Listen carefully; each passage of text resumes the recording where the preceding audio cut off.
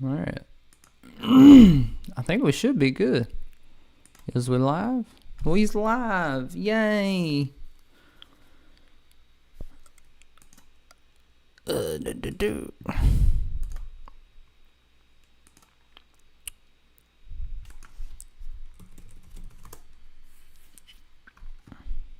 Gotta share this shit to the Discord, baby.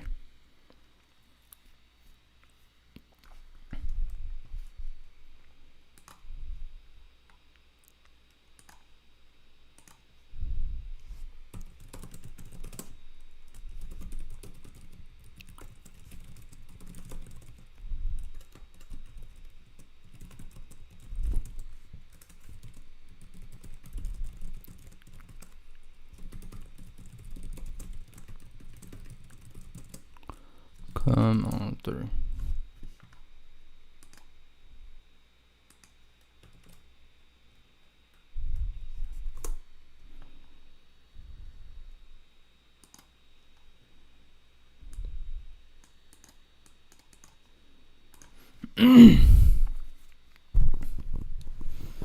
Alright, everybody has been notified.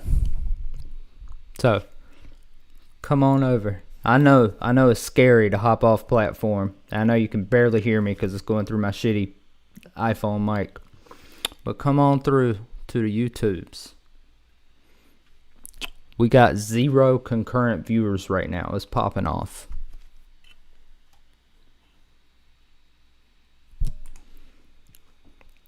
Cause you know nobody know your body better than I know your body.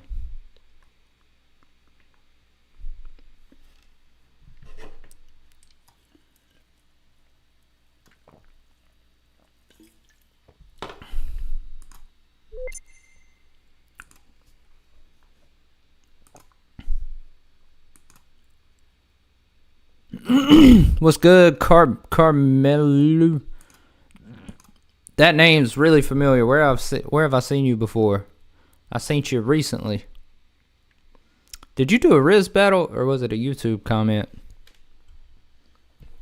I don't even know, bruh. But yeah, I'm trying to make some more tutorials. So, and I have a bunch written down. Oh, you've commented a few times. Okay, yeah, that makes sense. But yeah, I've got like a fuck ton of tutorials written down in like a Google sheet. But I don't know. I figured it'd be a good idea to talk to y'all and see like what y'all are actually interested in learning, you know, like in real time. If there's anything you want, I don't even know if you're a music producer, Carmelo.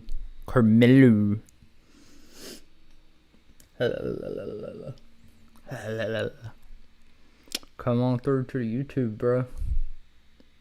Sorry, I'm streaming on TikTok at the same time. Because my computer can't handle no dual streaming. So I'm doing it on my telephono.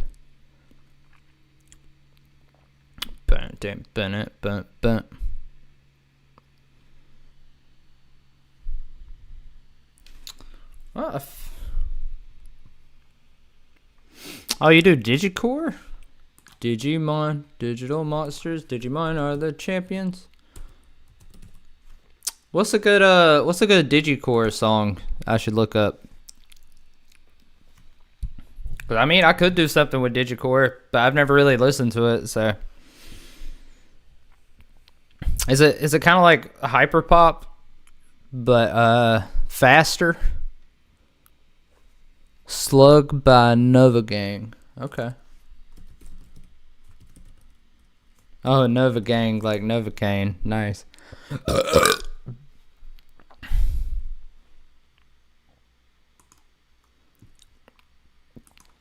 I'm not as mad as impressed. This level game hard to get. This kind of work need a check. Alright, let's see what we're working with.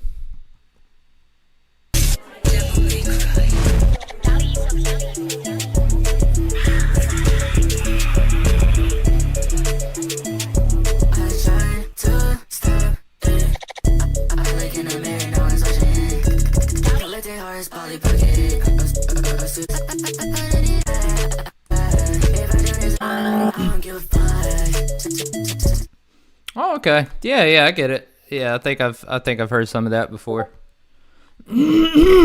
Bless me. Do you got any questions about Digicore or anything?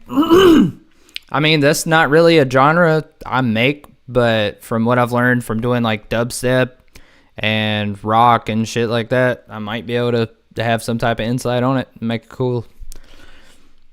a cool tutorial out of it. Is this working? Yeah. Hey, TikTok, go over there.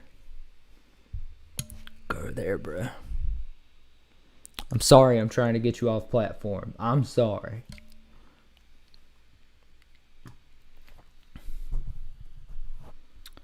Alright,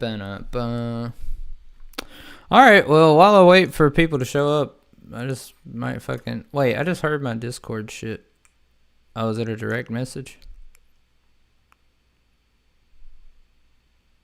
No? Where'd I get... I got tagged somewhere or something.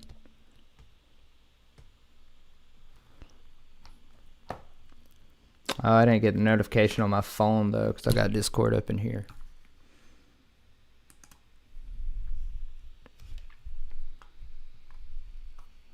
Bit crushers sound fitting. Okay, what bit crusher do you use? That could be a thing. Let me see if, I don't know if the kilohertz one is free or not. Oh yeah, the kilohertz bit crush is free.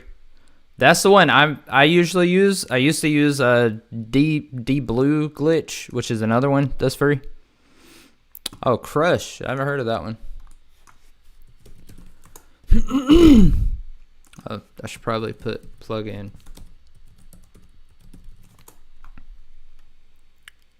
Oh, that one's free too. Oh, that one looks intense. Yeah, the kilohertz bit crush is like way different. So let's see. Probably 140 is probably good. Yeah,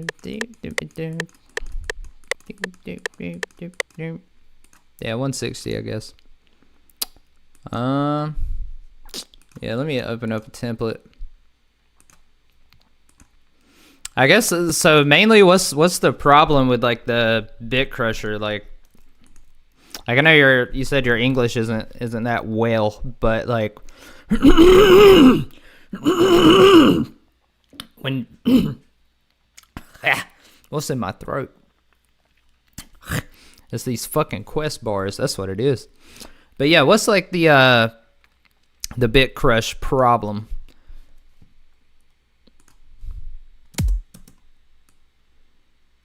And let me get some hyper pop drums. Bro, the Unru kicks are fucking goated. So good for hyper pop type shit.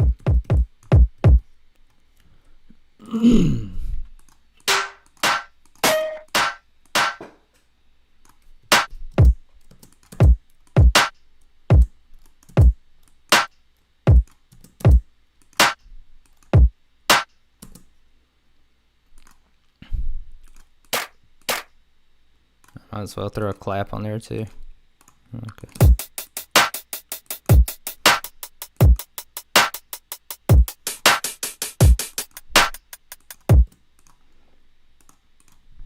Yeah.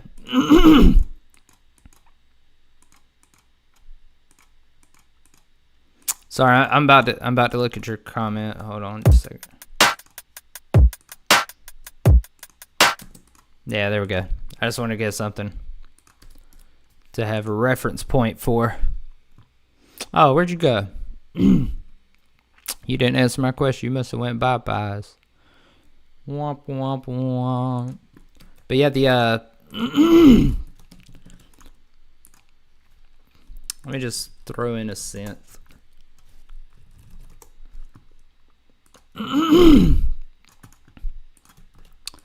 So if you're having trouble with the bit crusher, it really could just be like the bit crusher you're using, because I've used like 3 different ones and they all sound different. They all have different parameters. So let me just throw in a hyper poppy type sounding thing.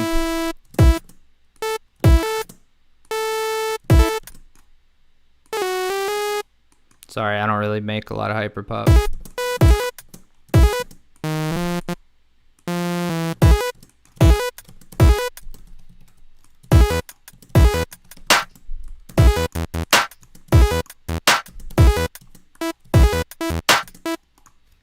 You know what? I need to listen to that song again. Oh, what's good, Smack Jams? I just couldn't think of any tutorials, so you know, I figured I would I'd fucking just go live and see if there was anything I wanted to learn.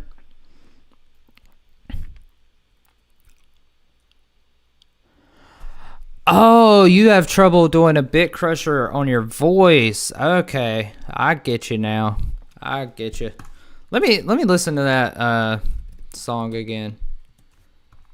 What was the name of it?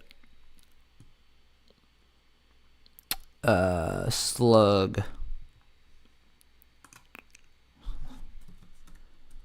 Slug. Oh, is it Symphony of Destruction Smack Jams? Is that the one? But yeah, it wasn't even specifically like songs, it's like techniques, fucking mixing, anything. I mean, we could look into specific songs too, for sure.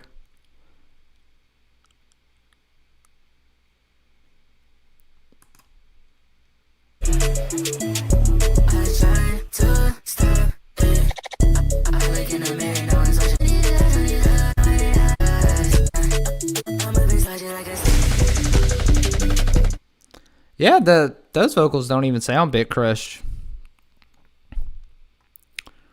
So yeah, let's see.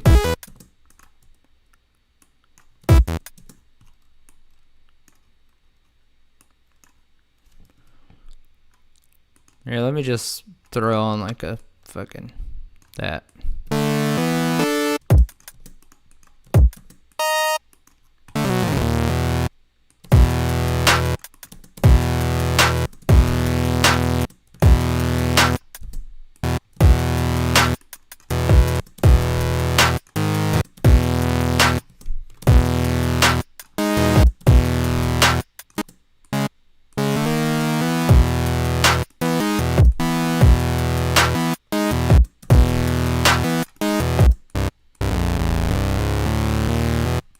I know that sounds really whack right now. I just wanted to make something where it's like, you know. So I can bit crush my vocals over it and give you an idea.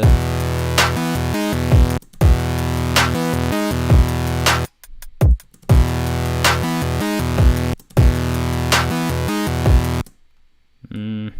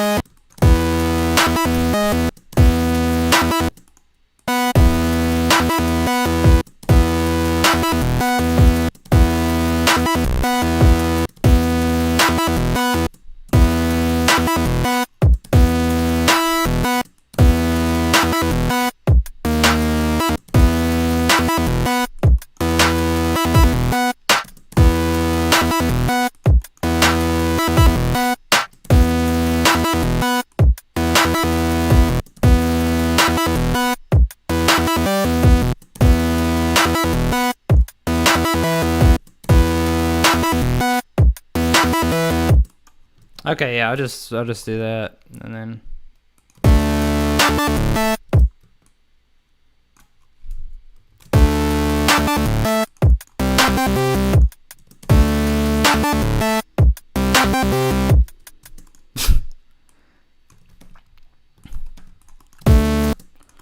I shouldn't be doing this. I should have just got a fucking hyperpop loop. I'm sorry.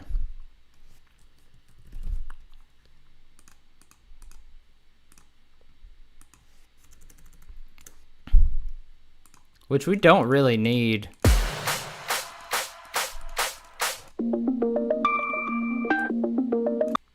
Yeah, see, that'll work. That's fucking great. Not even, didn't even need all that shit.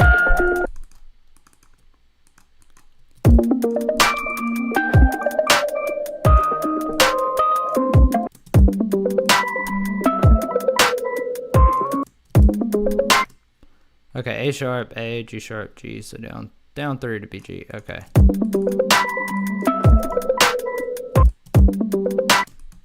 I'm just gonna loop that and throw an 808 on it.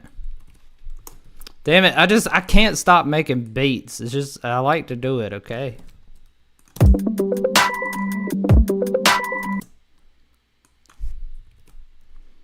Alright, let's get like a... Yeah, that'll work, I suppose. Alright, that's a D. Do you ever be like putting bit crushers on your 808s? I really like doing that. Oh, Crush was used in Spy by Who Killed XX, if you need. Yeah, I've been thinking about that, Smack Jams, about doing more rock stuff. Yeah,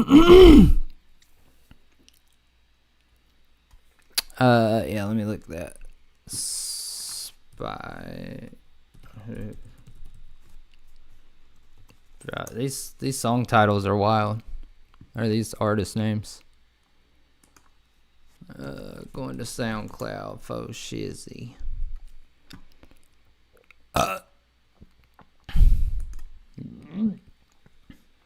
Hey, go to YouTube, bro.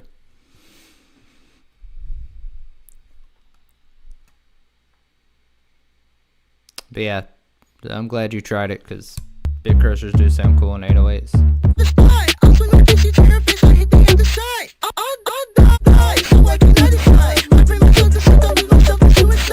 Walk out on my dresser and I'm saving it for later. Oh, that's like really bit crushed. That's like crushed all to hell. Believe in Jesus and you will be saved. Oh shit, that's fire. All right, let me just make this short. Not that short.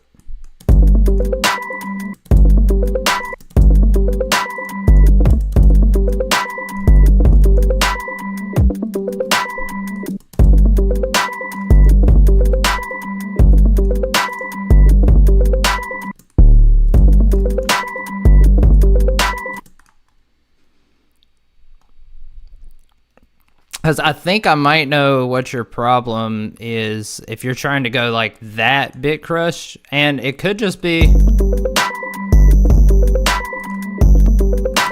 the bit crusher you're using, honestly. Why do I keep getting out of SoundCloud? I should have listened to that now. Yeah, I feel you. I'm too far gone for Jesus too. He don't believe in me. Jesus don't believe in me. Image line. No.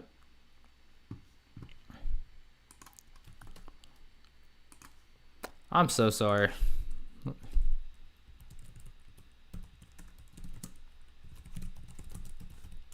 mean, I thought I could just like remember what he did in my head, and then I couldn't, like, at all. It's just gone.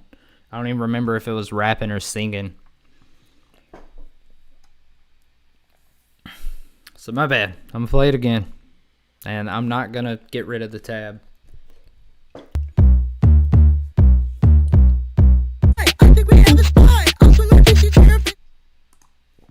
Okay. The best ones in my opinion, and they're both free. One is the Kilohertz Bit Crusher. And another one, I think I've got it on here. D Blue Crusher. No, I don't have it installed. But it's like an old one. Like, it came out when I first started. D Blue Crusher.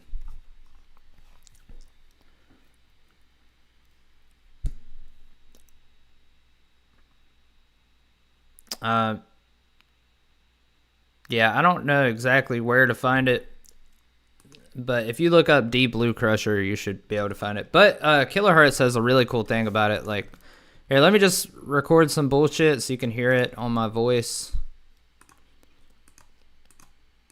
But hello. Just had a test. Alright. It sounded like dude was just like talking. I'll die so I can satisfy. By die.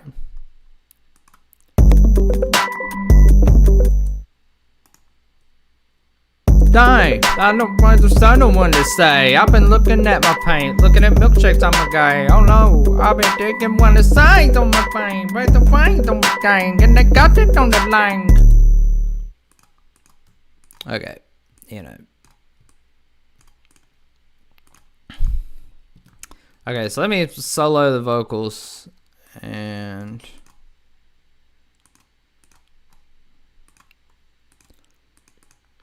Okay, so a bit crusher is just like modeled after what used to actually happen with like video games because they only had so much bit depth they could work with. So that's why it would sound like that. And bit crushers are just like an artificial recreation of that.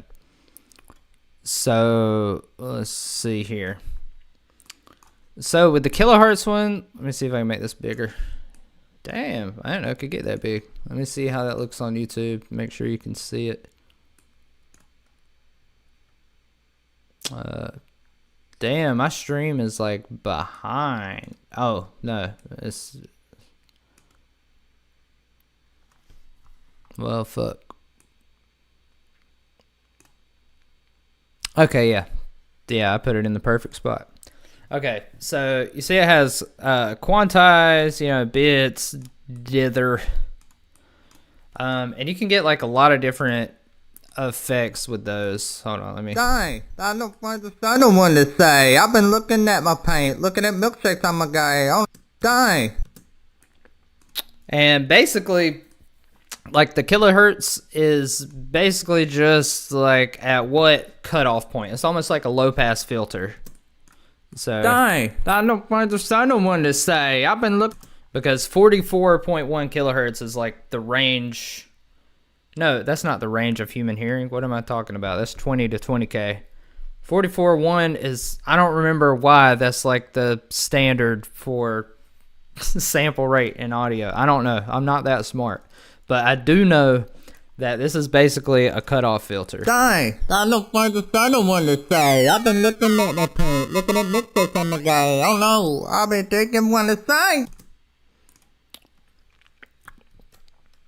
And then with the bits, it's like the less you have of them, the more distorted it sounds. Because the less bits, the less like if it was in a game, if it was 8-bit or 16-bit, you know, an 8-bit game has half the amount of like audio representation capability. I don't know. I'm really dumb, but I understand it in my heart. It just not in a way that I can say with words, but I can show you.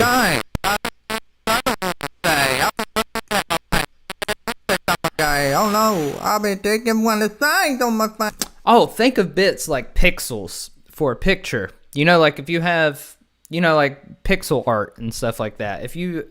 The less amount of pixels you have, the less accurately that it can represent the image that it's trying to represent.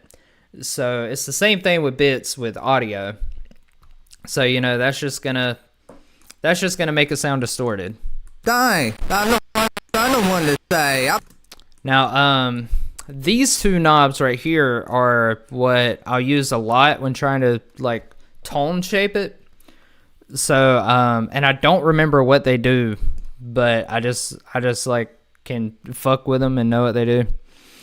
Okay, so we can look at the description right here. Quality of the analog to digital conversion. Lower value will add dissonant aliasing in the low frequencies. So die. I don't want to say. I've been looking at my paint, looking at milkshakes on my guy. Oh no, I've been taking one.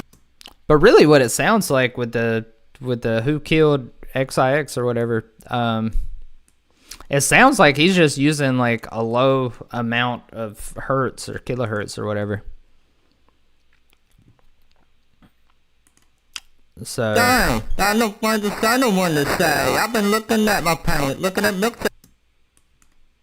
Guy, I don't find the sun one to say. I've been looking at my paint, looking at milkshakes on my go.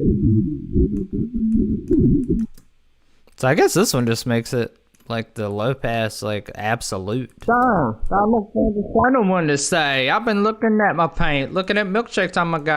Because then that's like not doing anything at all. Guy, I don't find the sun one to say. I've been looking at my paint, looking at milkshakes on my go. I know. So yeah.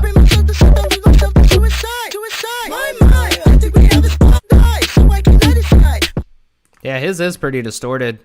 He's probably got a lot of compression on it too. Guy, I don't find the sun one to say. I've been looking at my paint, looking at milkshakes on my guy. Oh no, I've been taking one of the signs on my phone. Where's the signs on my thing? And I got it on the line. So like, Guy, I don't find the sun one to say. I've been looking at my paint. Look. and adding like some saturation afterwards can help it stand out. Guy, I don't find the sun. So with your vocals, you said you think they're too low. So do you think how much are you EQing out of like the low end? Because I had a really hard time mixing trap metal songs when I first started doing it, because you know, a lot of them would send me tracks that were like, it had the shadow rapping, like the really low, I've been getting faded off the blood of my girl and shit like that, you know. So I was scared. Can't tell you out of my mind, to be honest. All right. Well, so you don't even know. I'm so high right now. Hey, y'all come over to YouTube, bro.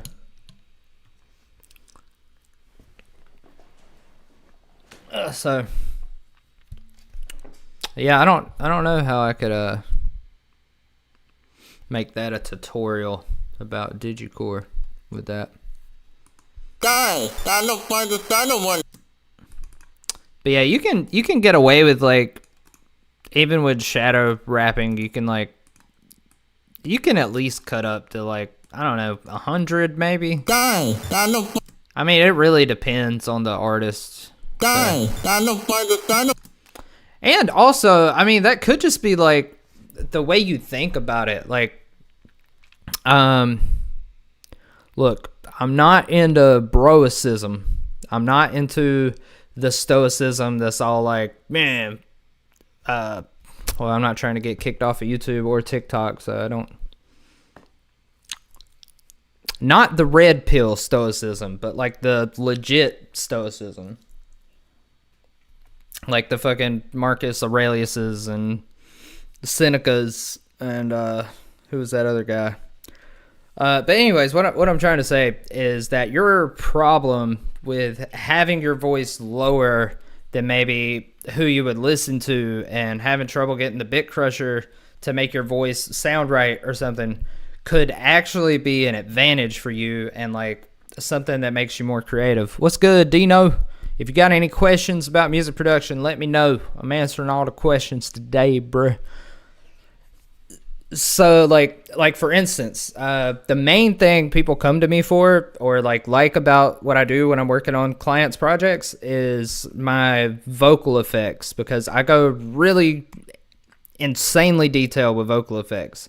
But that came out of a problem I had because when I first started, I was really insecure about my voice. So I would spend a ridiculous amount of time on the vocals. And I didn't even realize at the time that I was spending way more time on vocals than most other people do. Like I was like filling in every pocket with like a manual delay or trying to get like just as many layers as possible. I'd be stacking my choruses with like 12 of the same vocals because I didn't feel comfortable with how my voice sounded, and I felt like I just really had to go over the top. And now that's like the main thing people compliment me on is my vocal production. So you could have like a similar type of thing, like maybe your voice being too low, having a problem with the bit crusher could be a good thing for you. Like the obstacle is the way, to bring it back to stoicism. That's why I said stoicism. because that's a fucking amazing book for mindset, by the way.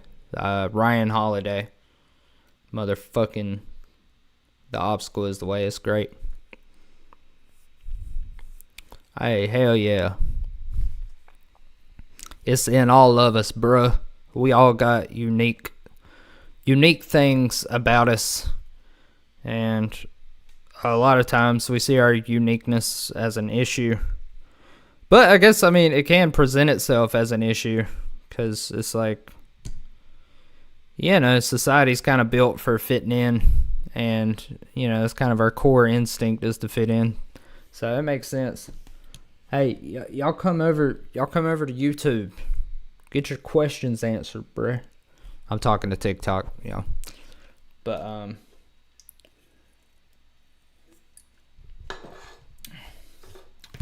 bro, that shit look real as hell. Look at that. That's not real. This fake. Hey.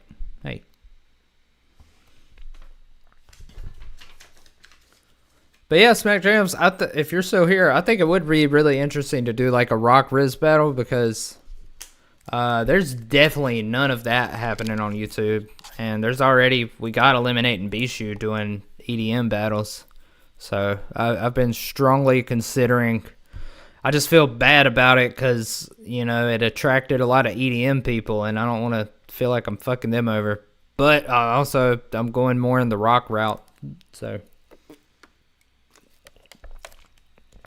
it is what it is. Alright, well, I'm just gonna... Oh, damn. Appreciate you, cuh. Damn, you ain't have to do all that.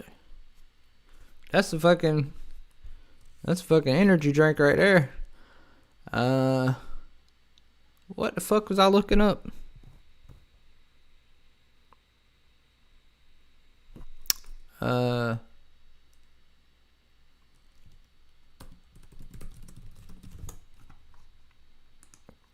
Yeah, I'm gonna look at some of the tutorial ideas I had, and then I might just start doing a tutorial live and record it. And then if y'all got any questions, just let a homie know.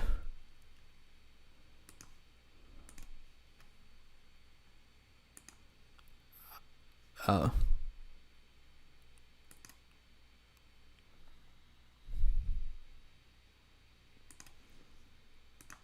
Yeah, I don't want y'all to see all my sensitive Google information, so I had to take away the seeing thing, the display capture.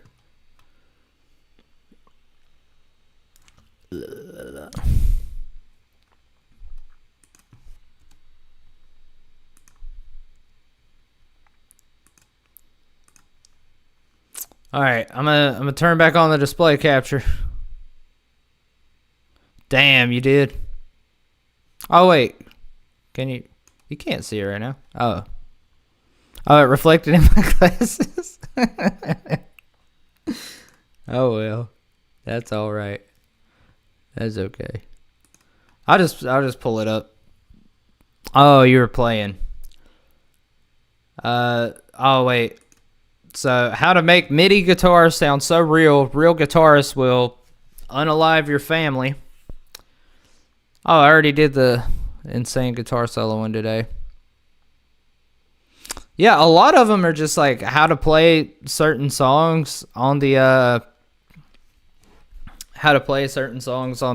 on the computer, like with contact instruments and shit. And the rest of them are like realism with instruments. And some of these, like, I'm not even sure if I'm gonna make because there's like,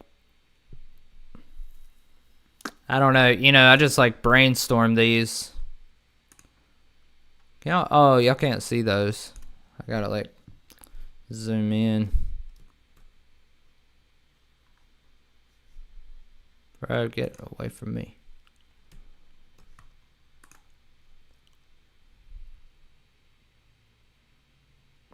Oh, you saw the guitar solo video? Hell yeah. I hope that was like helpful or interesting. Let me see how this looks on YouTube. Yeah. I fucks with the Tom Morello type shit.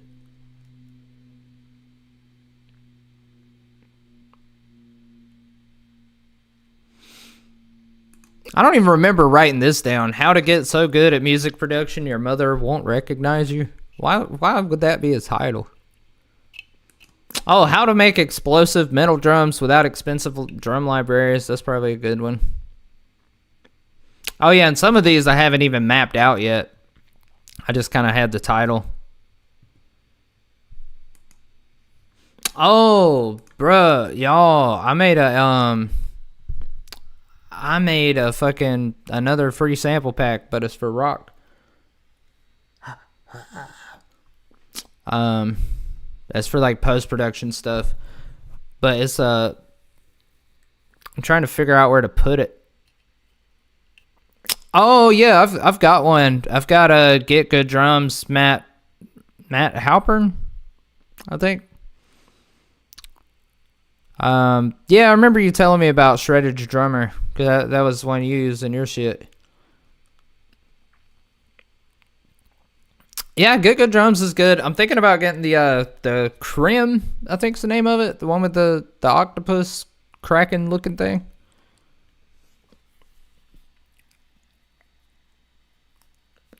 But yeah, I usually just don't use it in my videos because my computer just is whack with that. It's just whack.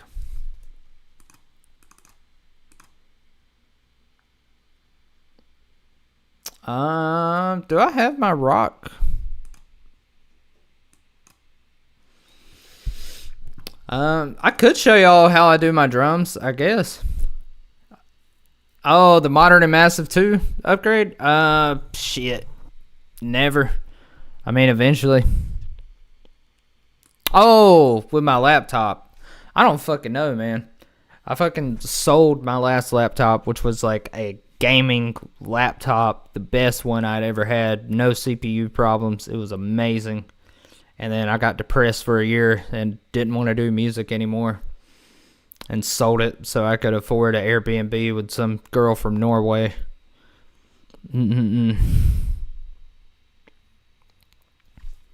It do be like that sometimes.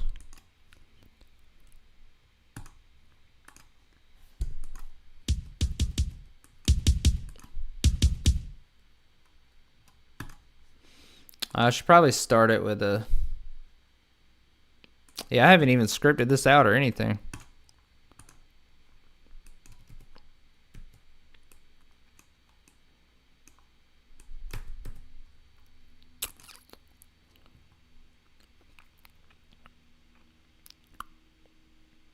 Damn, you sold your KRK monitors? I'm sorry. Let's hold a moment of silence for the monitors. I feel you. I sold both of my Ibanez electric guitars, and they were like really fucking good guitars. I sold one of them for this when I was a teenager, and then I don't remember why I sold the other one, but I did.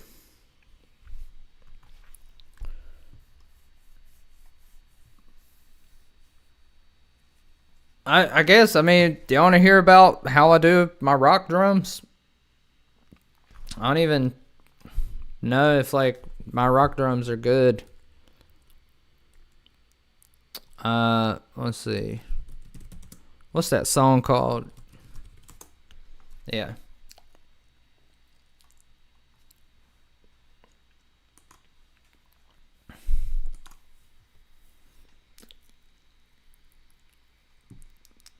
But yeah, we got 12 people here, so I mean... I dropped the kicks and the snares and the cymbals. Yeah, that's pretty much the whole process. But this song is a good example of drums I'm proud of.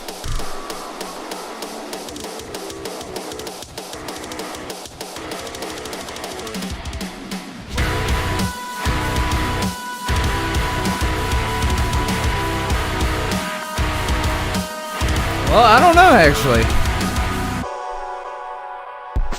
My skin is sticking together, my skeleton is just a nuisance. I gotta go off. I'm gonna just keep listening to it. Me and Sebastian killed that song. But anyways, I mean Slick, not Sebastian. Anyways, those drums don't sound that good to me now, actually.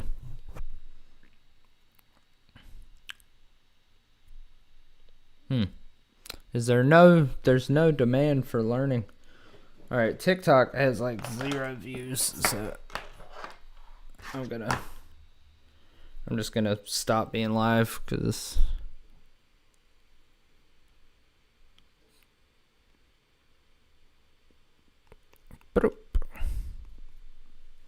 then I can just look at chat on my phone. You shut up.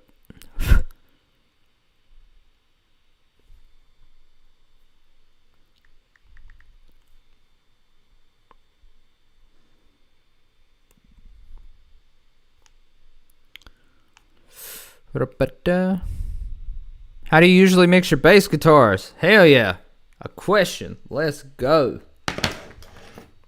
I can definitely talk about that because bass has been the bane of my fucking existence. So yeah, let's go ahead. Let's do some bass. Let me see. Where's my shit at? I just need to find a good like drum loop.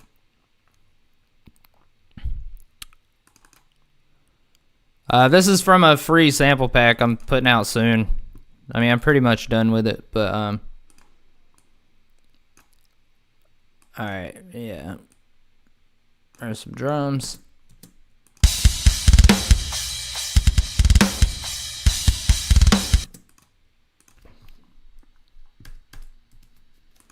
All right, I'll just turn them down and then bass mixing. Oh, y'all, actually, I'm going to go ahead and start recording and make this like a recorded video. All right. No, I'm not, because I'm going to force myself to do, it'll be like a practice run. So, yeah.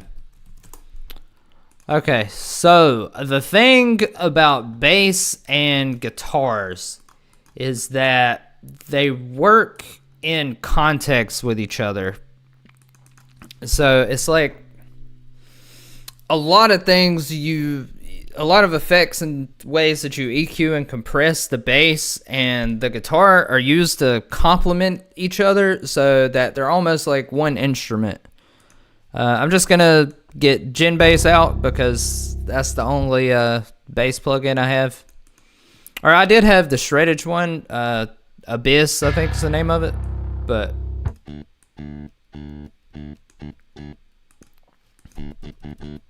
what the fuck? I'm trying to. Okay.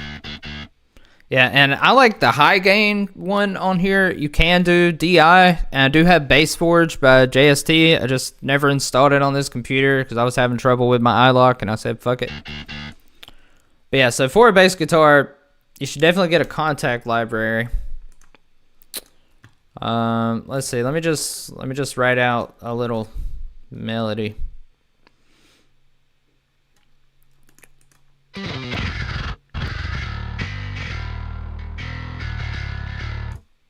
Yeah, let's do D.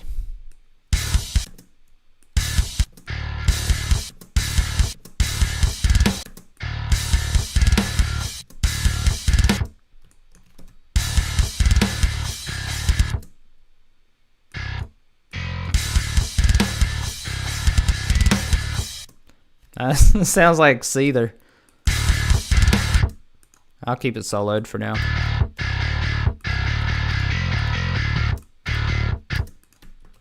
Okay, so I gotta open up Splice too because I usually use Neutron on bass, but it really oh,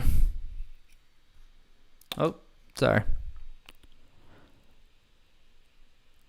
I personally use Sanguine by Solemn Tones.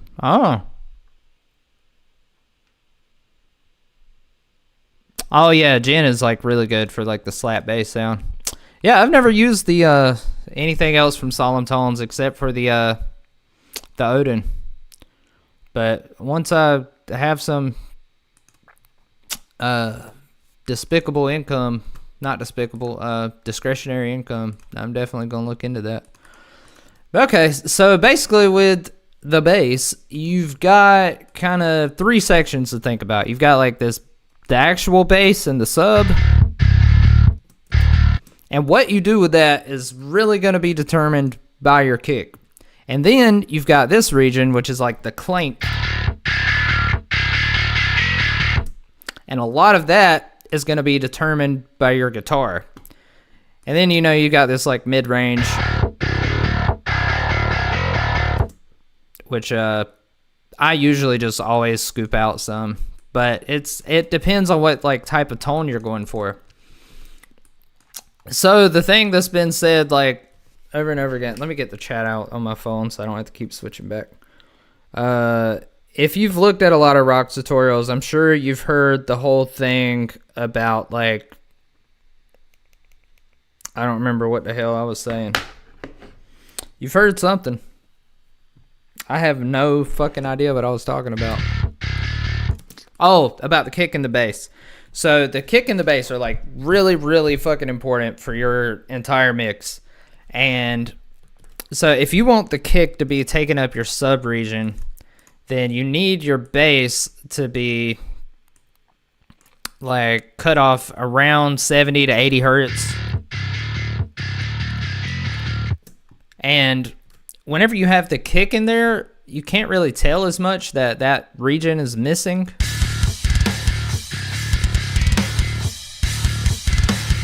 Especially if I like boost up some of the sub on the kick.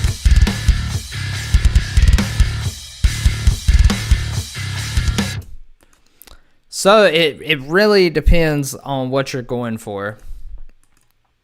So in most cases, I would say that I'm scooping out the sub. And then if I want sub, like sometimes I'll just do it synthetically, like with a synth, And the main problem I have with bass is around 300.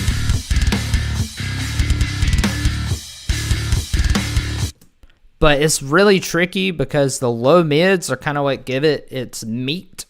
So you have to be really careful not to EQ out too much. But yeah, so bass really isn't that difficult. It's just like in most cases, remove the sub, get rid of a little around 300 to 500, and I usually take out a little bit around 1.5 kilohertz also.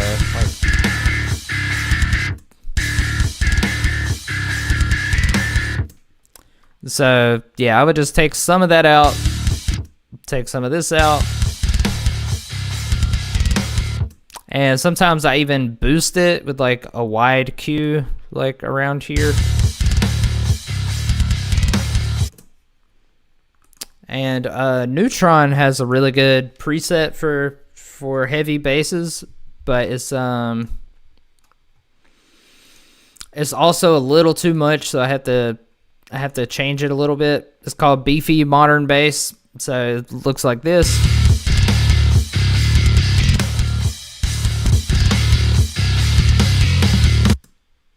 I need to put a limiter on the master. So yeah, in my opinion, it takes it a little too far. Like, I don't want this whole fucking region just fucking out, just exploding, I don't want it just fucking, that's just lazy to me, So, and I also don't like their exciter. I don't know why. And I feel like it brings out too much of that 300 range. Transient shapers can be good for bass for sure.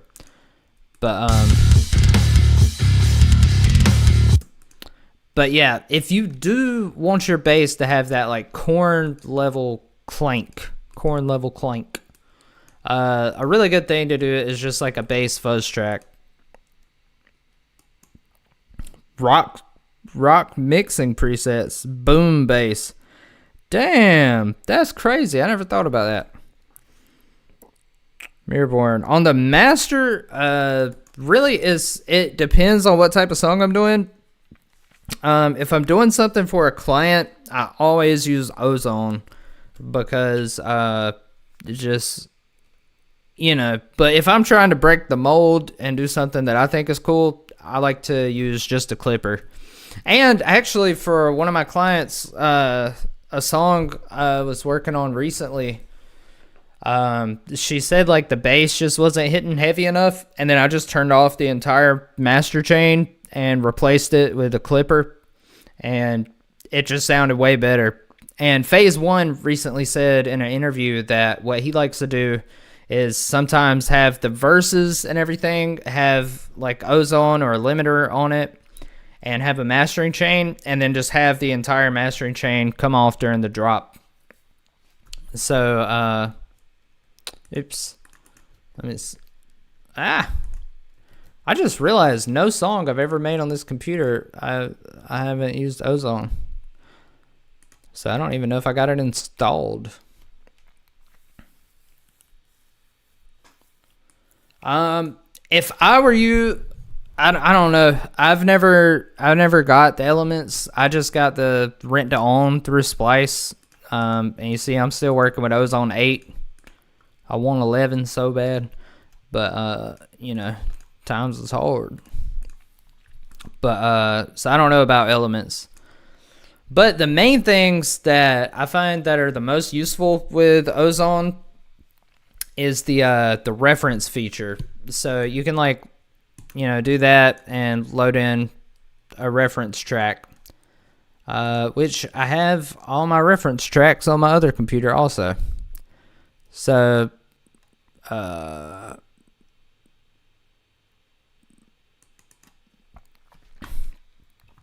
let's say I wanted my mix to sound like this.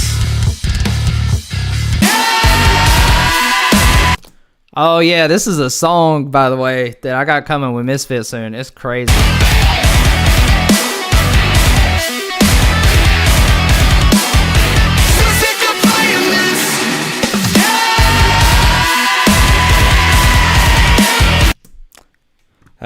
Bro, he went in on the production and I went in on the vocals. It was just a good thing. But anyways, you can do the master assistant and do it with the reference track.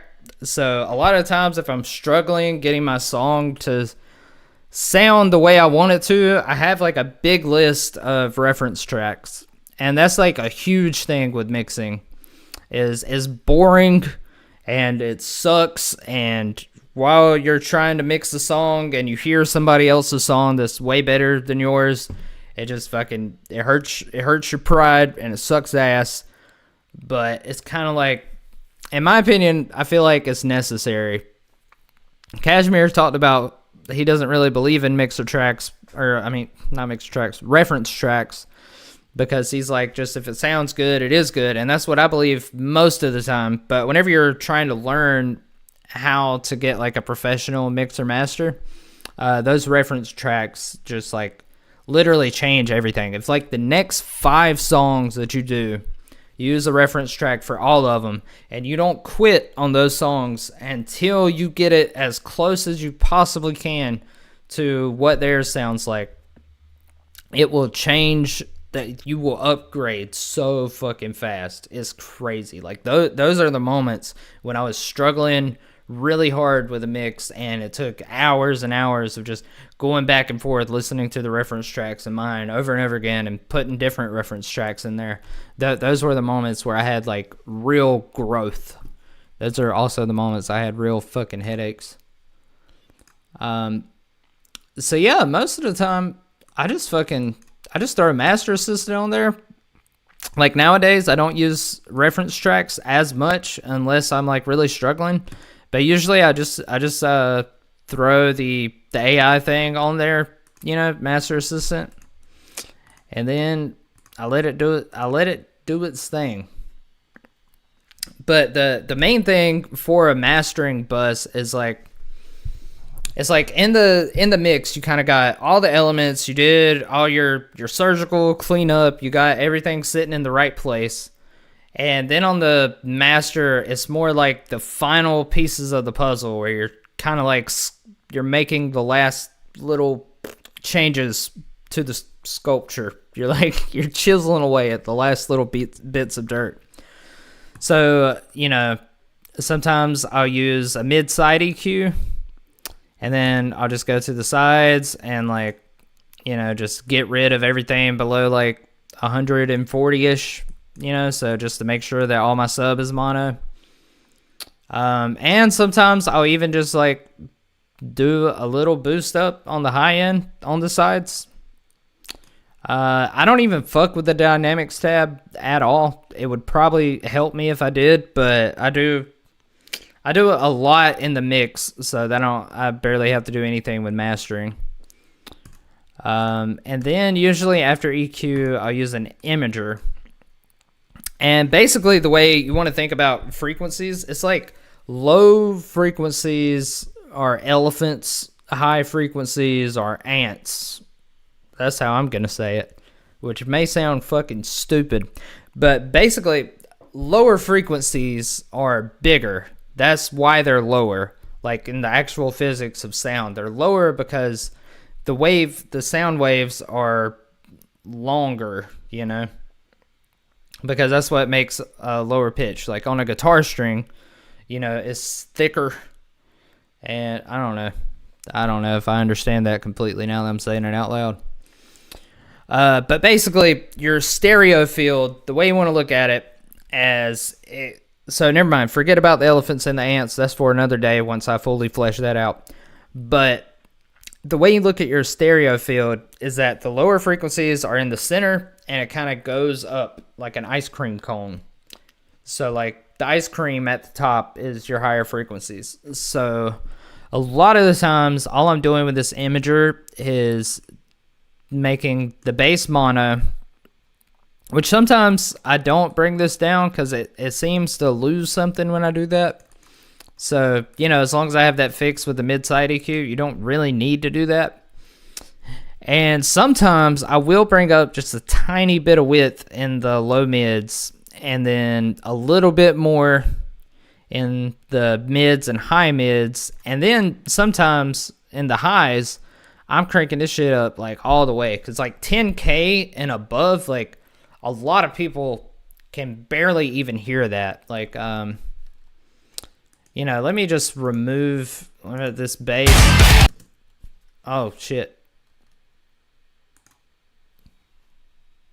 Something just hit my window. But yeah, let me remove everything up to 10K with the bass.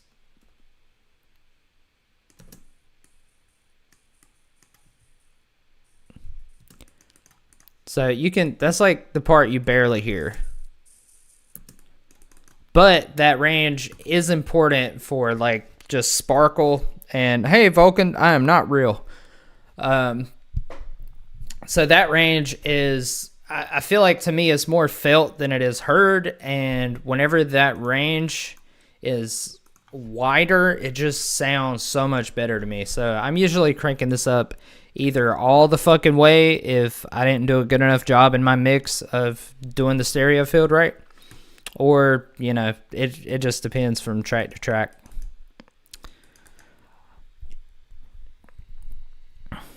What are IEMs? All right, hold on. What are IEMs mixing?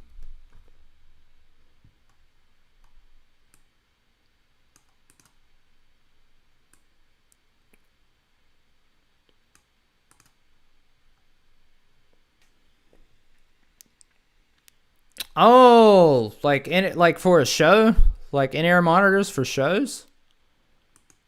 I wouldn't recommend it. I don't know.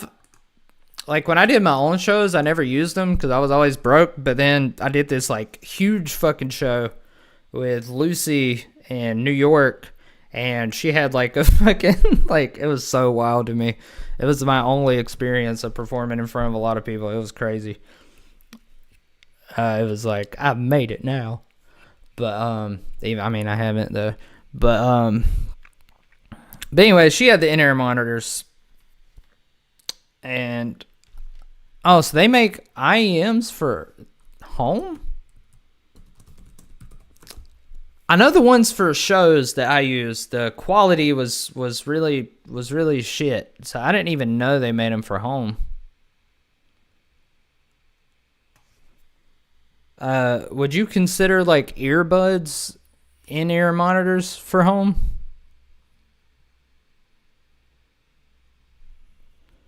Truth here, zero reds. Okay, I'm gonna look that up.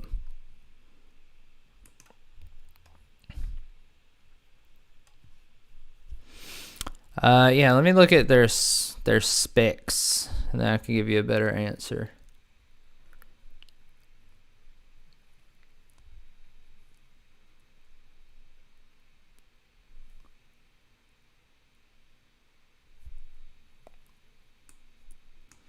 Well, I mean, it's got a frequency response of 20 to 20K, so that's the full range of human hearing. So, yeah, in theory, you could use them for sure.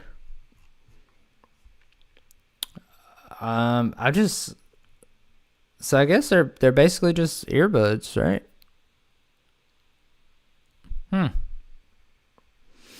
I can't tell you for sure because am I feeling the wheezy elephant beat? What does that mean? I can't tell you for sure because I've never used in-ear monitors while mixing, but I can tell you for sure that these are $12 headphones. I've gotten released on, or I haven't. Somebody I ghost produced for has gotten 2 songs released on Ophelia that I mixed and mastered with these fucking headphones. I've been using these same ones for 10 plus years now, and with headphones, it's really less about which headphones you get, and it's more about just knowing your headphones and knowing their frequency response. And if you don't know what a frequency response is, or I guess just let me know if you do. But yeah, just let me know if you know what frequency response is, and if you do, I'll shut up about it, and if you don't, I'll go into the whole thing about it. Do you have a brand of earbud headphone monitor to recommend? I don't know, man. I love these, the Skull Candy Ink 2s. I've been using these for 10 years, and they're very cheap, but I fucking love them. I fucking love them. I have like no professional equipment at all. This microphone is $100, and I'm pretty sure this is technically my brother's microphone, or either the interface is his, and we went in on this microphone. I don't remember. But yeah, I use $12 headphones. I've been released on Tribal Trap, Ophelia Records. I've fucking produced songs for a client that she's gotten like multiple millions of streams on. So it's like the main thing. Okay, you do know what frequency response is. Okay, cool. Has a sub bass boost. That can be dangerous because I used to use the Soul Republics that had the bass boost, and it would make my bass like way too quiet. So that's the only thing I'd be scared of with the bass boost thing. So if there's an option to like have that turned off, I definitely would. But if you know that and you know how to compensate for it, then it's completely fine. And so like with these, I can get a mix like 80% of the way dialed in just with these. And after that, or 100% of the way in, honestly, but sometimes I do like have to do like a car test, or I'll see what it sounds like on a phone speaker. You know, it's always good to switch up your mixing environments and see what it sounds like on every system possible.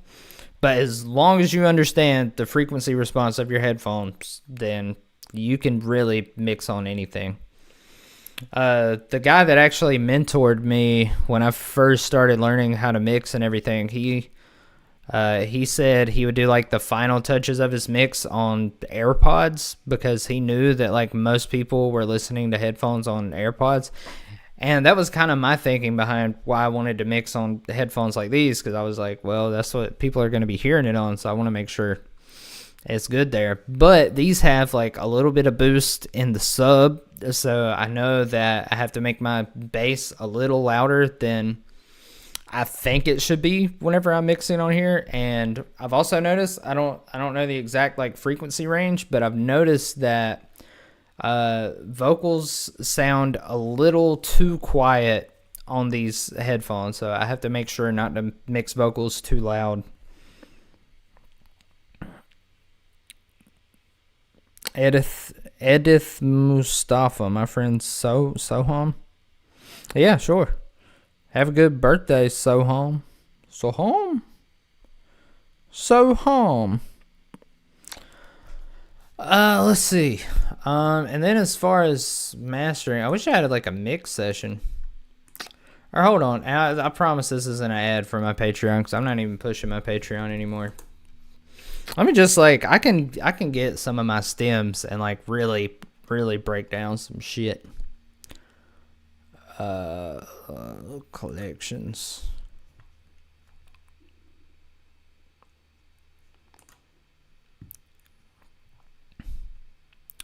I gotta find one that's not too crazy.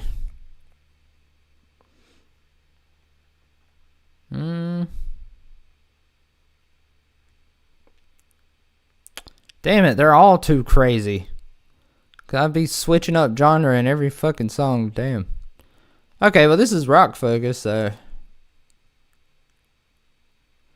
Oh, this one was really good. But that one's really convoluted. Okay, yeah, I'm gonna just download the stems for this one.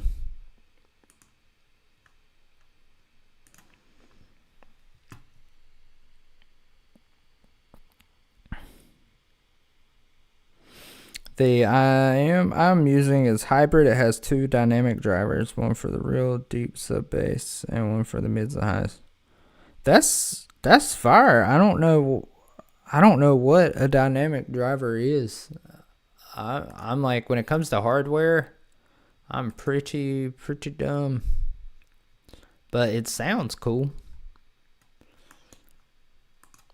So let's just open up a new thing.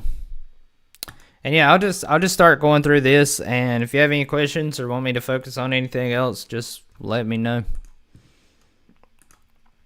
But if you're here and you're either a beginner or intermediate, and I don't know, yeah, beginner or intermediate, you're not like, if you feel like you're not professional level, I just want to let you know that the most important thing I think to take away from anything I talk about is that you can do anything on anything. Like this, like the mixing shit it seems like this really scary fucking unsolvable thing, but it's really not. And it just like, it's a bit of a mind fuck, and it takes a while to get over the mind fucks. It's literally like a psychedelic trip. Like, it's ridiculous. But you can get through it, and you can like mix as good, if not better, than your idols. Okay, so here's the stems for my song. Let me just check levels.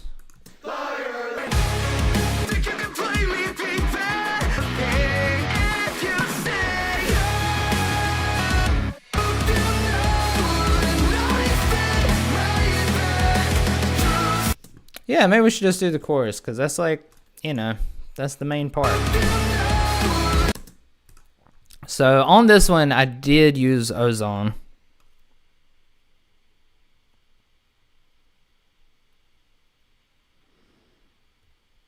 Oh, I just did the stream vertical because, I don't know, I figured more people would show up. I don't know. Get some new people, The routing in FL is confusing. Maybe a beginner should start on a more straightforward DAW. Probably, yeah.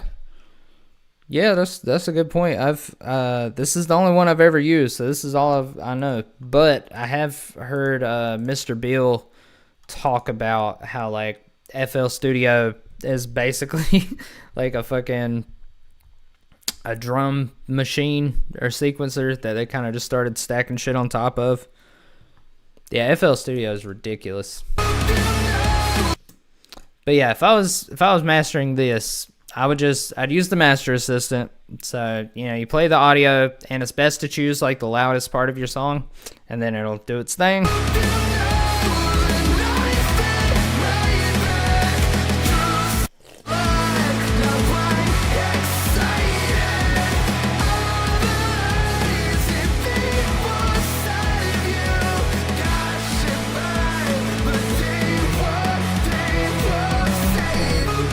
Sorry, it's taking a while.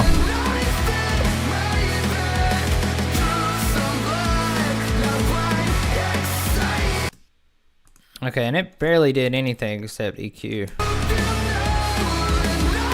And sometimes what the Master Assistant does to your EQ can give you clues on what you need to fix. Like, it seemed to be dipping out a lot of the low mids, so maybe I need to check like my guitars or the relationship with my bass and kick and see if maybe there's too many low mids in the kick or the bass. I can use every other DAW, no prob. Yeah, I've basically heard that FL Studio is literally the exact opposite of every other DAW, which, yeah. But it's the one I got started on, so it's the only one I understand. So this is already, since these are my stems, I mean, they're already kind of mixed pretty profusely.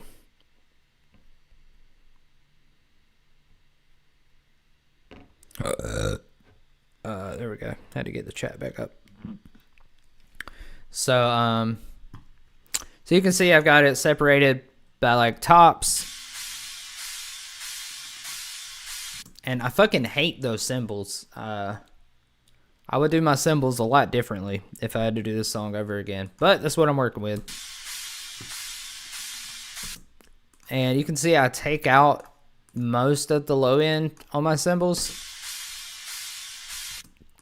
So if I were to remix this today, I would probably dip it even a little more. So I'd probably do something like that, as it has a little bit too much mids. And then I've got an acoustic kick and an electronic kick. And this is something I do a lot. This is kind of similar to what metal people do with, the whole kick trigger thing. And I'm just going to increase the volume so you can hear it better. But, so we've got this acoustic kick.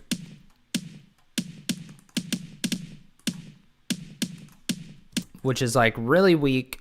Has not much low end at all. And mainly what I wanted from that was just kind of like the room sound. What's good, Urban Nicks? I used to use Cakewalk and it was confusing as fuck. Just tons of steps menus. FL is way simpler than Cakewalk. Yeah, I've never used Cakewalk. I have heard about it though. And if FL is simpler than Cakewalk, then Cakewalk must be a fucking nightmare. The opposite of a cakewalk. So yeah, I usually have an acoustic kick and an electronic kick. So this is the electronic one. And it's just like all low end. And then the acoustic one is just all low mids and highs. Which they sound weak apart, but when together.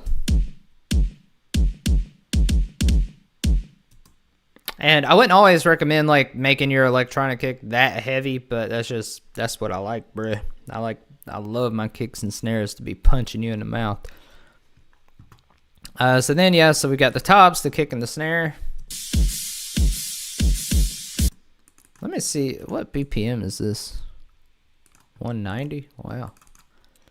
Why didn't I just do 95? Why would I do 190? Anyways. And then I've got this snare, which is just the Get Good Drums Matt Halpern pack. So then, all together. And then I've got this pad.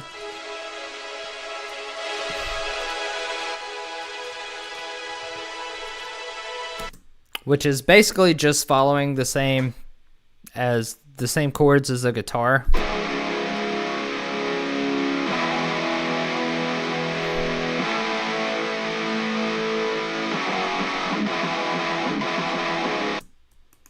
And we got the bass. And since we were talking about bass earlier, you can see... Oh, okay. I didn't really do much of a clank on this one, it looks like. But yeah, most of the bass is just sitting right around here. I have some of the subs gone. And then the guitar is probably high passed a lot. Because then you hear they like fit together better. So yeah, I'm high passing the guitars pretty fucking aggressively. And if I were to redo this mix, I'd probably even do it a little more aggressive.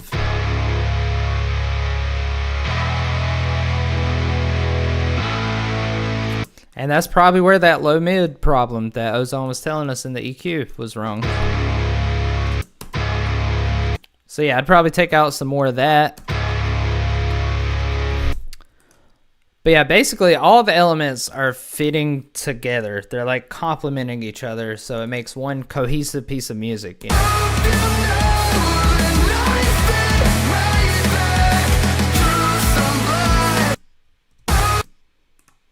And yeah, I have like a lot of layers on the vocals too.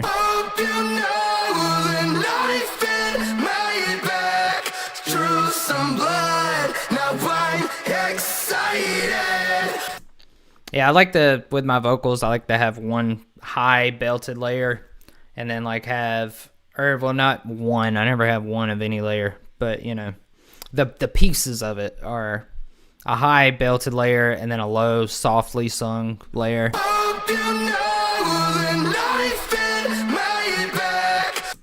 And a lot of the times I'll have fucking harmonies too. I don't know what you want me to say, I'm doing just fine without ya.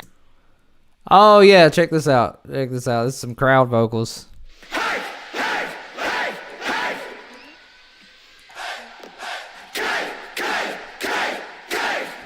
hey. That's just like 16 of me.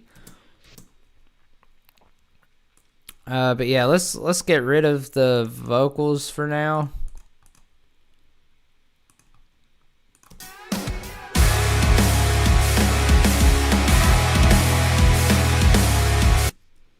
Oh, I also have some more vocal effects going on. Like this is the vocal effects shit I was talking about.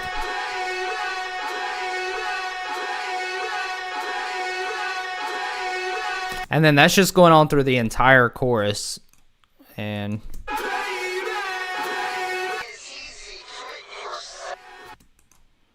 so anyway, sorry, that's neither here nor there. That's somewhere else.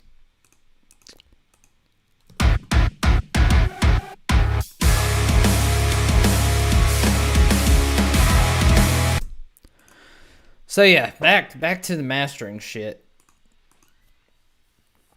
By the way, if anybody has any questions about anything they want me to go over, let your boy know. Probably going to be hopping off here pretty soon. So yeah, I would run the Master Assistant, which I've already done. And then I add an imager.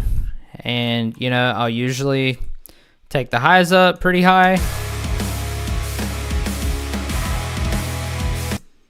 Take the high mids somewhere around here.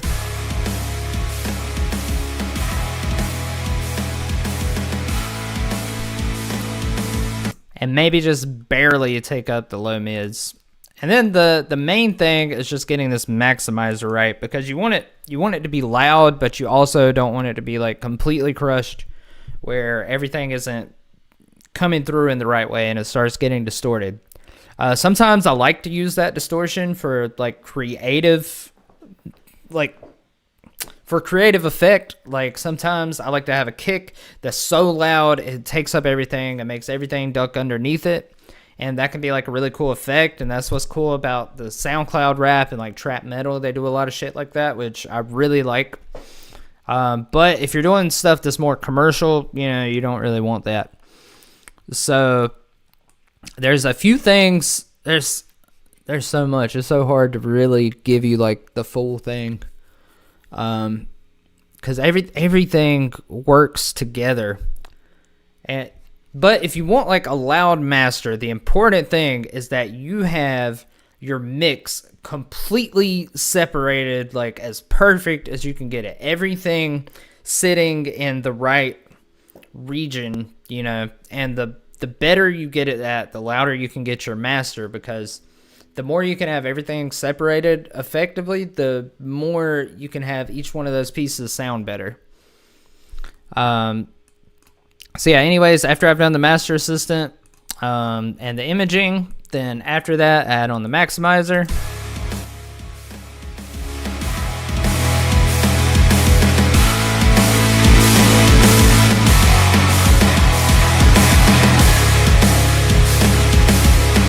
And that's just kind of a taste thing. And for like really heavy dubstep, sometimes I'll turn this like attack and release of the maximizer. Use Maximus on your master? That's crazy, bro. Sometimes I'll take this all the way down to 0.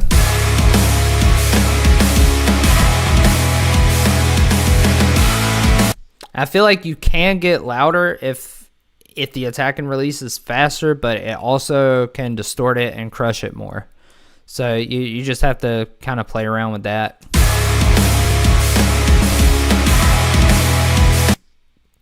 And I personally like to use either clipping on IRC3 or modern on IRC4.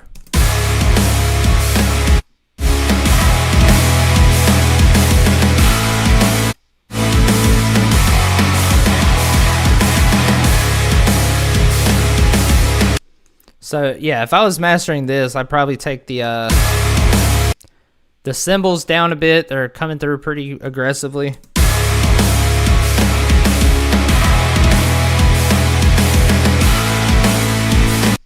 Probably high pass those guitars a little more.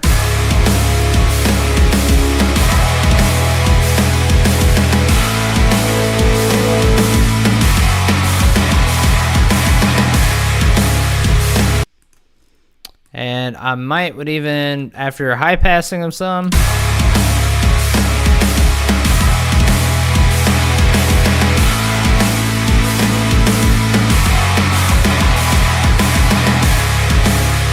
might bring the volume up a little. And the bass actually sounds like it's got too much low mids also.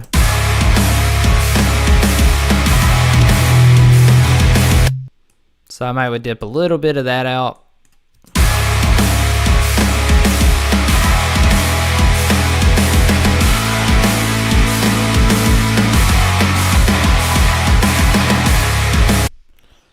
And the guitar sounds kind of weak right there, but like, remember it is a chorus, so like the main thing that's supposed to be poking out is the vocal.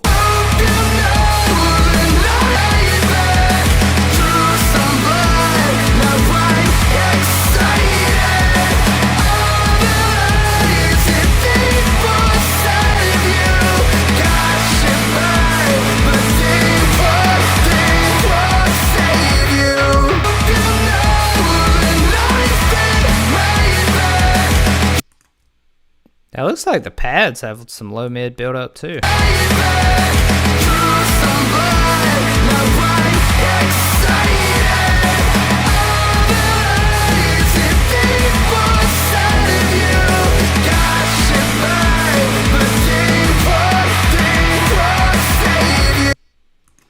So yeah, I don't even know what the fuck I'm talking about anymore. Oh, thank God for you, Mirban. You're basically the only one asking questions. You're keeping me alive here.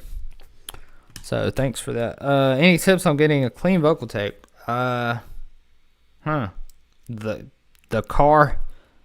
I recorded this in the car. A song I got with Misfit. I recorded in my grandma's car with this very microphone. So I would say your biggest enemy with a clean vocal take is the microphone you use and your recording environment, especially like echo and shit like that. Like this room is terrible to record in. It's not like treated at all.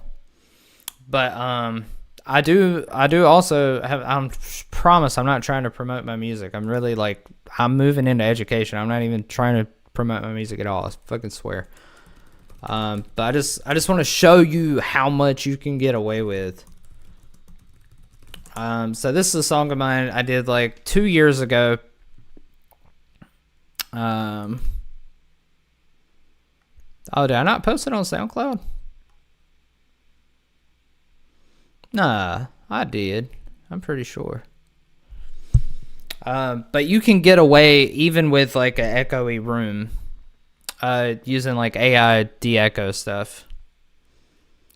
Like, no, stop trying to market to me, SoundCloud.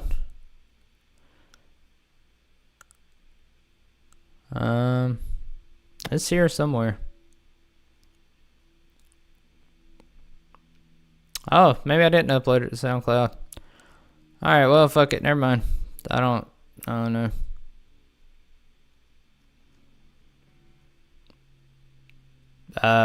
Yeah, you'll just have to take my word for it. You can get a good vocal, even if it's in like an echoey room. There's things like LA.AI where you can completely remove the verb. RX10. What type of vocals do you do? Are you doing like belty types of things? Are you doing like regular singing? Or are you doing like screams, rap? All types of shit, bro, that you could be doing.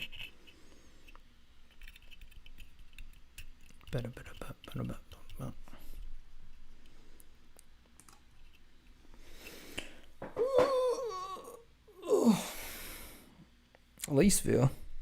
Oh, just regular singing? Okay. Yep. So, yeah, pretty much. It's just having a decent recording environment. If you don't have a studio, I've recorded almost every song I've ever done in my car, and it sounds great. You have to do a little bit of fixing up with like EQ and compression and all of that, and you have to worry about some resonant frequencies every now and then. Hey, random Conrad, I'm using FL Studio.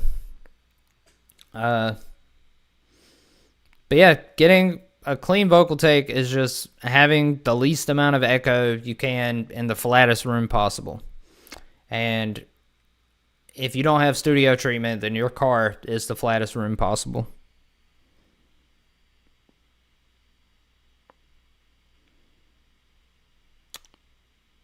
Damn, I'm sorry, Corpse. That fucking sucks. That's terrible.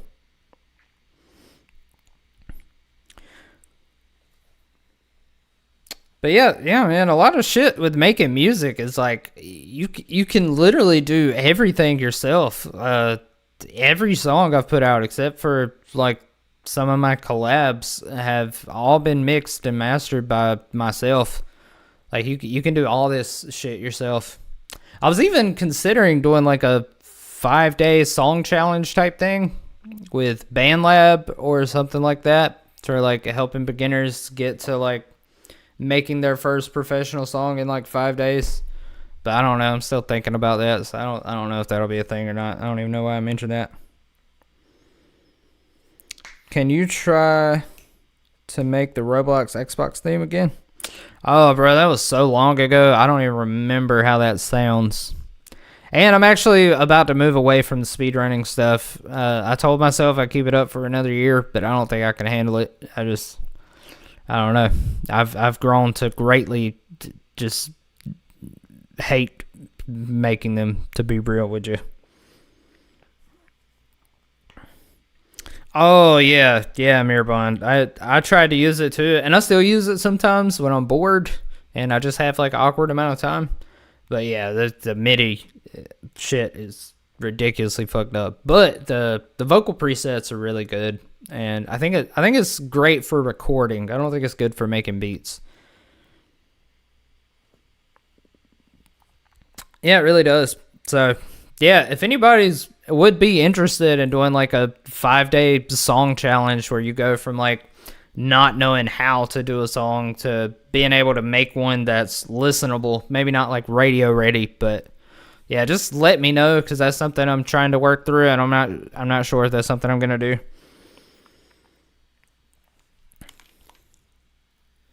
BandLab is fun, but sucks to use. Wait, can it be both of those things at the same time? I guess anything can be anything, can it? We live in a crazy world. Yeah, I have had it crash on me before. One of my favorite things is just to sample stuff. I just like to sample random shit and play around with it for a while. Oh, you need help with mastering? Damn, we were just talking about mastering. I was going through a whole thing about mastering. But I'm about to get off here in like 5-10 minutes. So, well, maybe I can help you with one thing. What's one thing you're struggling with mastering that I could answer relatively quickly? Is it like one thing about it that fucks you up the most, or is it just all of it? I know there's a delay on the stream, so I shall wait. I hope you know the noise my back drew some blood. Loudness. It's always loudness. Well, that also, now that depends on what genre you make. Do you do rock, EDM, hip hop, country? If you make country, you get the fuck out of here right now. I'm just kidding. I'm playing with you. I'm not playing. Rock, metal. Okay. Yeah. For me personally, rock and metal is like the hardest fucking thing for me to get loud. But I did a mix for this band, Fate Destroyed. Let me... I don't even know if it'll let me go to Spotify. I'll just let it take me to wherever. I don't even remember the name of the song. But they're actually, I don't think they're together anymore. But yeah, they're like a really fucking cool band though. And they're nice people too. Bro, I don't even like care about LUFs, to be real. I did for a little bit when I was trying to get signed to EDM labels, but then I got signed to an EDM label without worrying about what LUFs it was at, and then I was like, oh, okay, it doesn't fucking matter. Oh, something about the devil or Satan. I'll just have to go to releases.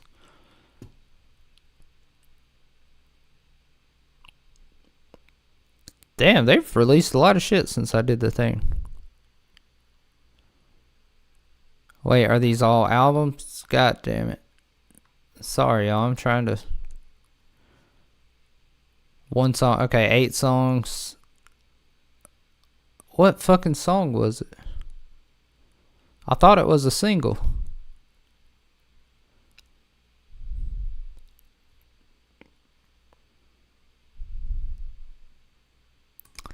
I feel like it was called Drugs Are Bad. Or no, that was like the joke name of it. I'm gonna find it. And there's a point here. I have a point to this.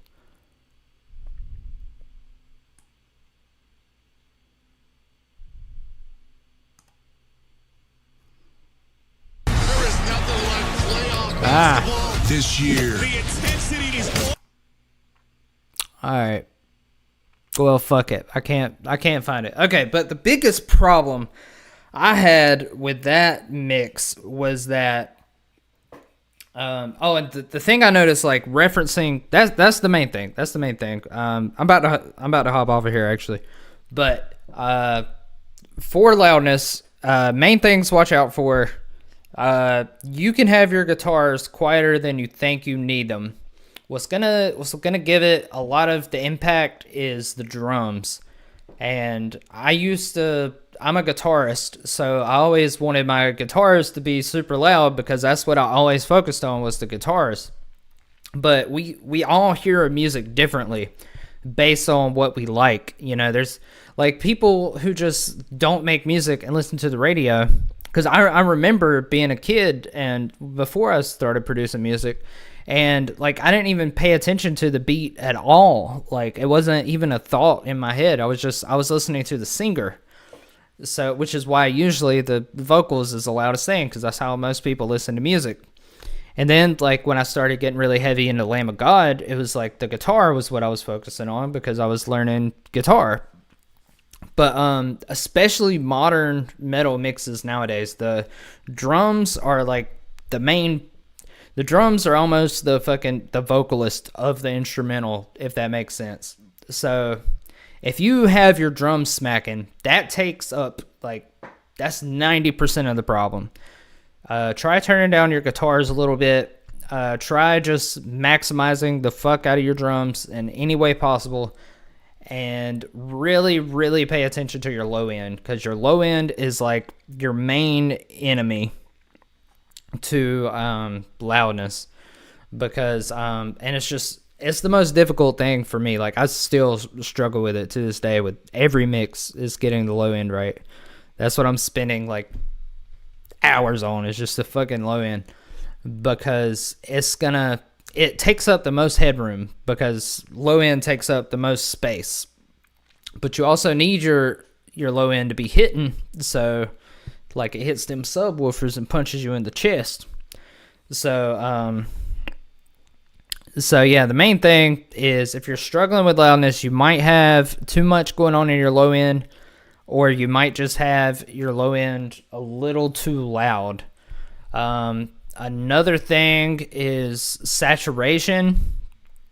Saturation can change a lot of how we perceive the loudness. So for certain instruments that I want to sound louder, for instance, like my drum bus, I'll usually route all my drums to a separate bus that has a fuck ton of compression and saturation on it. And that just makes the drums like stick out more. And you can have like you can get away with a little bit of saturation on your entire master. Another thing is the Skrillex method of mixing and mastering in EDM. You can learn a lot from EDM because those guys are fucking geniuses.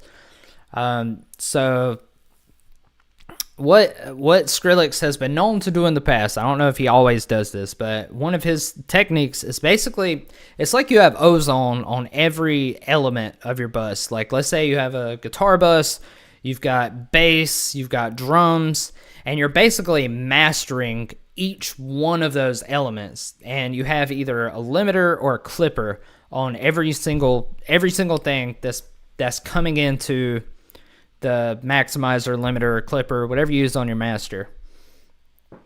So whenever you have everything in the mix individually as loud as it can possibly be, whenever you're maximizing it becomes a lot easier. So I think like most of your loudness actually comes from the mix.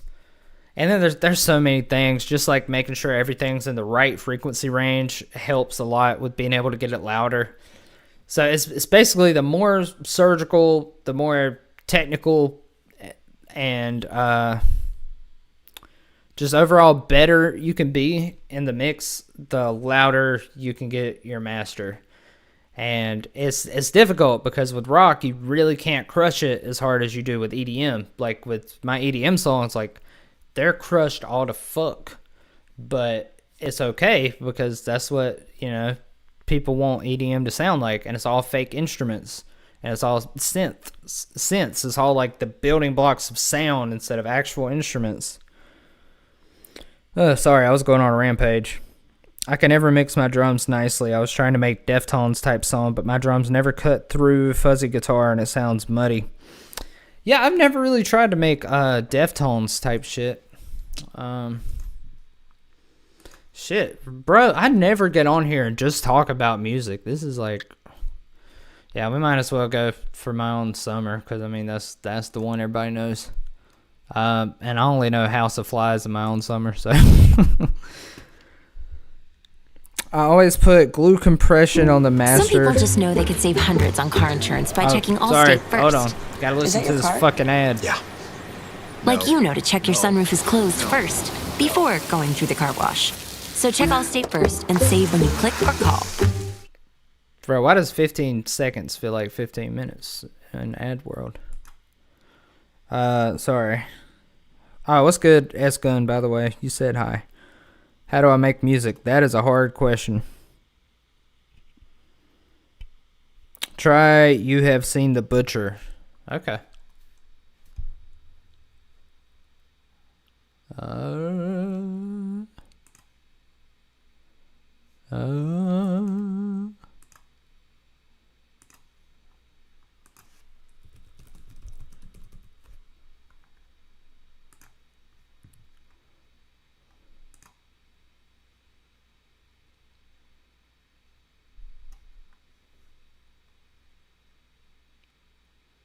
I don't know if I could show my screen with this one. Maybe. That'll probably be fine. Whatever.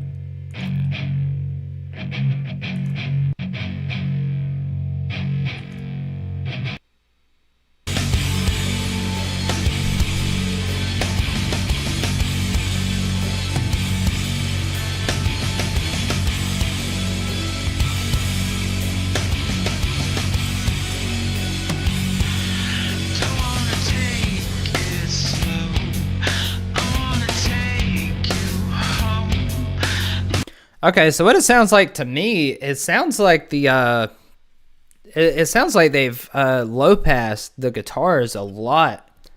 There's like a lot of high end in the snare, and I think drum choice also matters because it's like a short, like transient snare.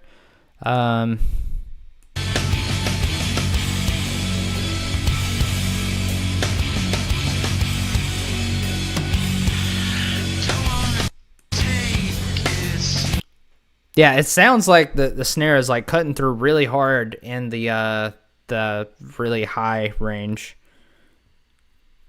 Should you download FL Studio? Hell yeah, bro. Download something if you want to make music. You should download any DAW, really. Oh, Kublai Khan. Yeah, I've heard a couple of their songs. They do go hard.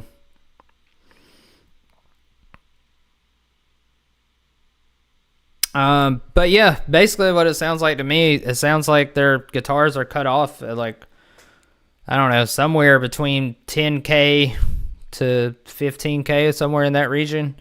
And then the snare is like really transient and cutting through. And, you know, the cymbals are in the high end. So it just sounds like a lot of high end on the snare. One way that I get my drums to cut through is transient shapers for one, saturating the drum bus, like parallel saturating it, and also, well, I can just show you. Like for instance, I'll use two different kicks. I'll have one kick for like the room, and then one just for the sub, and that can really help. But yeah, like let's say, well, I don't want to make these any louder because I've already fucking crushed the shit out of them. But yeah, so this might be a little overkill, but so I'd have my drum bus here. Another thing I do is I also make a separate bus that's just the kick and snare. So really, this is just a kick snare bus. If you put a soft clipper, which is what Camel Crusher is on its blank preset, it's just a soft clipper, or maybe it's a hard clipper, I don't know. But I mean, you can use Fruity soft clipper, you know.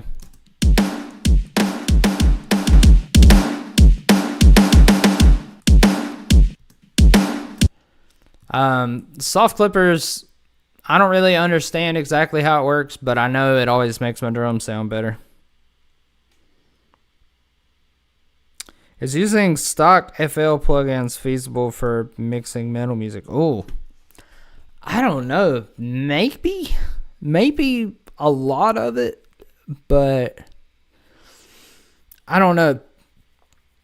I feel like I wouldn't be able to get as good mixes if I didn't have third-party plugins. But also, you know, I never learned the FL tools as good as I could have, so I might have to challenge myself to do that sometime. What's good, bro? BTS. No, I'm just talking about mixing and using stems from one of my songs as like reference.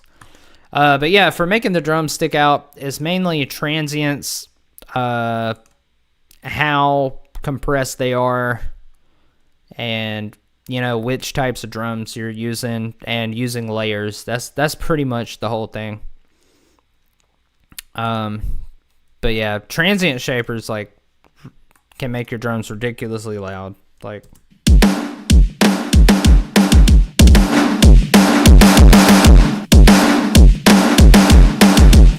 Like, it can get kind of crazy. Like, I mean, I'm not saying you should go that hard with it.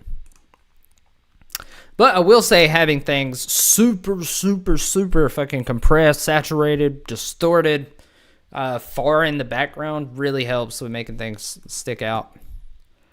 But yeah. Yeah, I just wanted to hop on here for a while and just talk about music.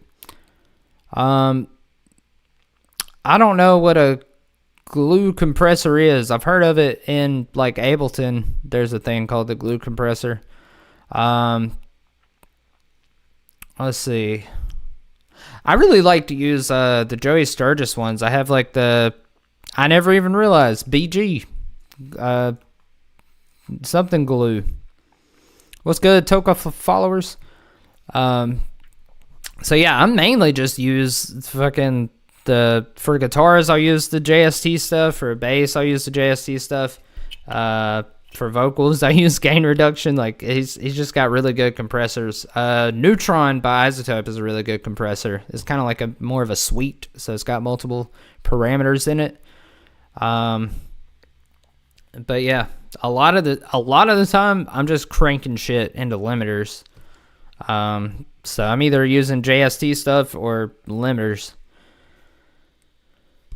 Alright, but hell yeah. I hope y'all learned something from this. I appreciate the people who asked questions and shit, because that was fun. I don't get to talk about this shit much, because I don't really have any music producer friends in real life, so this was nice. But yeah. It's hot in here, and I gotta piss, and I'm kind of hungry, so. Damn, mirror burn. Nice shower. If you want to join the Discord, we do beat battles every Sunday.